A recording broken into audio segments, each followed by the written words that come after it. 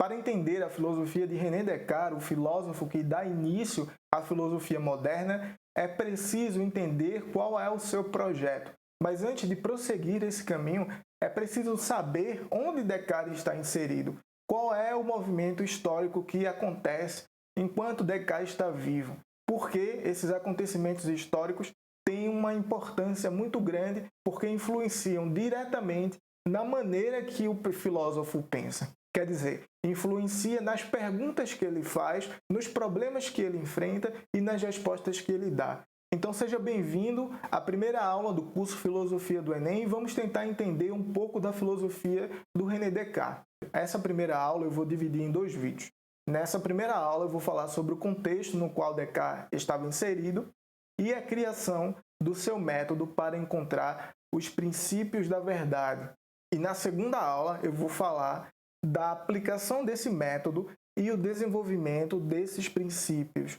Então hoje a gente vai estudar um pouco como estava o ambiente europeu na época que Descartes era vivo, ou seja, o século XVII. Quais são as influências que interferem diretamente na vida de Descartes e como essas influências o levam a pensar na necessidade da criação de um método para que se alcance a verdade. E na próxima aula a gente vai adentrar para compreender como se dá a aplicação desse método e quais são as verdades que o Descartes encontra.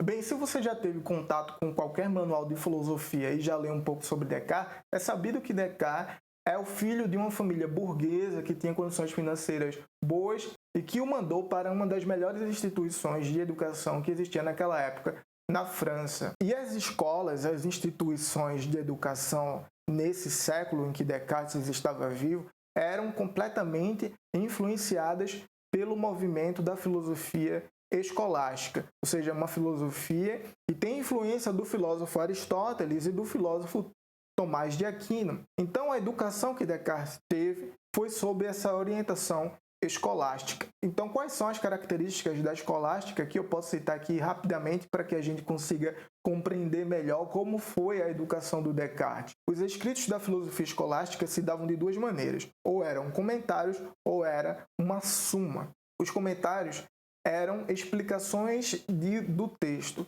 e a suma era um conjunto de questões que eram tratadas de maneira mais direta. E qual era o método que era usado por esses filósofos? Era a síntese. O que quer dizer? Eram feitas deduções a partir de princípios. As proposições que compunham essa síntese eram retiradas a partir de deduções de certos princípios. E esses princípios vinham a partir de textos revelados que eram interpretados por uma certa tradição, nesse caso, a tradição cristã e seus textos sagrados. Isso quer dizer, então, que esses princípios, como são revelados, não constituem o objeto de pesquisa, eles simplesmente são aceitos. Antes que você pense que há uma relação de atrito entre a fé e a razão, escute o que eu vou dizer. Na verdade, acontecia justamente o oposto. Havia uma união entre a fé e a razão, porque se acreditava e era defendido que tanto a fé e tanto a razão provinham de Deus. E se elas provêm de Deus, não pode de maneira nenhuma serem opostas. A razão estava a serviço da fé. Portanto, a razão deve aceitar o controle da fé. Então, não é que há uma contradição entre fé e razão, mas há uma limitação da razão em relação à fé na filosofia escolástica. É esse o movimento no qual Descartes foi educado. E por que eu falei isso? Para você conseguir entender qual é a inovação que Descartes produz. E qual é essa inovação?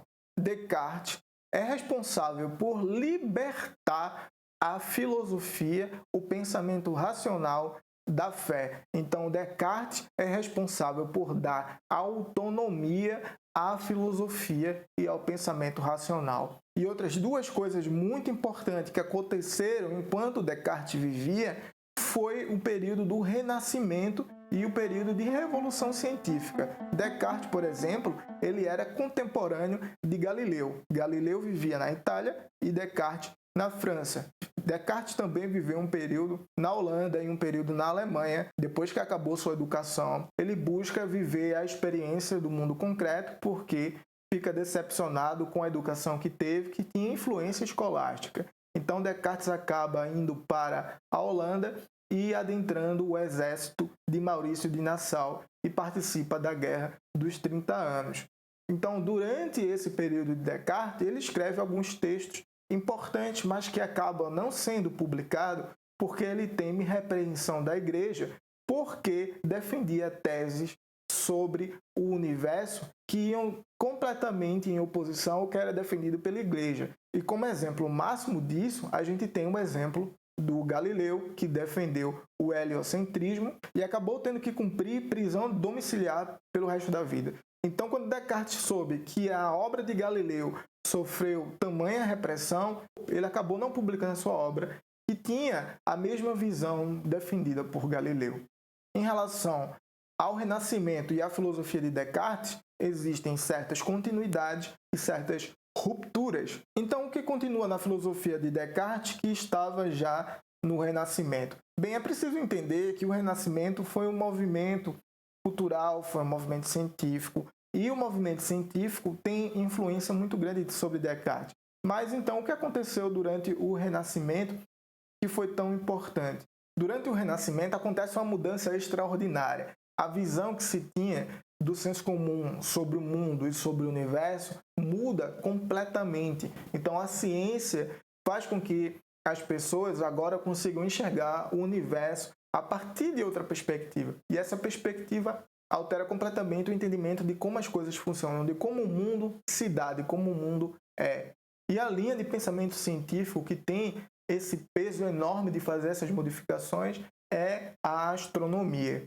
Através de Galileu, novamente como exemplo, muda-se completamente o entendimento sobre o universo. Então, tem esse turbilhão de acontecimentos enquanto Descartes estava vivo que influenciam completamente a sua maneira de pensar. Ou seja, Descartes ele quer se desgarrar daquela filosofia escolástica e também, ao mesmo tempo, influenciado por esse movimento científico e cultural do Renascimento. Descartes se destaca da escolástica e se aproxima das características do Renascimento, ou seja, ele quer ter um pensamento autônomo, uma razão autônoma e uma filosofia autônoma. E quais são as outras coisas que o Renascimento proporciona a Descartes, além dessa necessidade de ter um pensamento autônomo? A noção de um certo método para a pesquisa científica e um entendimento de um universo infinito. Na escolástica, a ideia de física que se destacava era aquela pensada por Aristóteles, mas eu já vou chegar até lá. Porém, Descartes não concorda com tudo o que acontece no Renascimento. E alguns elementos são importantes destacar, porque eles são muito vívidos e aparecem constantemente em sua obra. Por exemplo, os filósofos do Renascimento ainda defendiam que existia certa incerteza no movimento científico. Quer dizer, as verdades concretas ainda não tinham sido encontradas. Então, eles afirmavam constantemente que não era possível saber alguma coisa, que não sabiam de nada.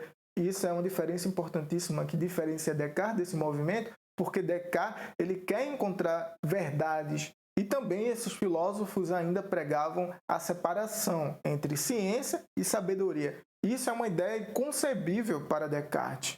Primeiro porque ele não admite a ideia de uma ciência que seja incerta e depois porque ele não separa a ideia de sabedoria e ciência. Para ele o que acontece é uma coisa só.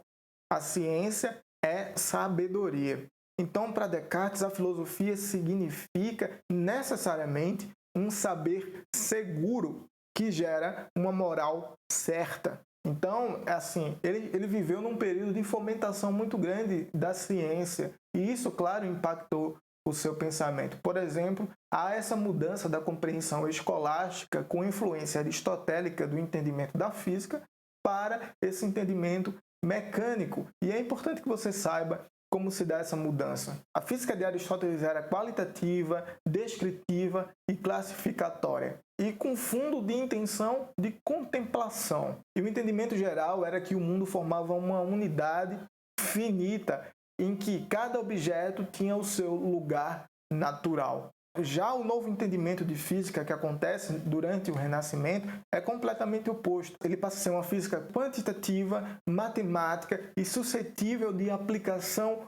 concreta. E o mundo agora passa a ser entendido como uma máquina, como o funcionamento de uma máquina. E a função da física era descobrir esses mecanismos que faziam a máquina funcionar. E Descartes faz parte desse movimento ao tentar compreender uma ideia de método que seja capaz de levar quem o aplica a encontrar verdades concretas. É preciso que você saiba que quando Descartes publica o discurso sobre o método, o objetivo dele não é fazer uma análise sobre o método em si, mas evidenciar o mérito de se usar o método. Quer dizer, os benefícios de se aplicar um método para chegar às verdades. E como é que ele faz isso? Aplicando aos textos que seguem no mesmo livro. Quais são esses textos? Dióptrica, Meteoros e Geometria. Então, nesses textos, Descartes aplica o método que ele mostra no começo do livro. O objetivo nunca foi fazer uma análise desse método, mas mostrar o mérito do método concretamente, porque ele dizia que esse método tem muito mais uma função concreta do que teórica.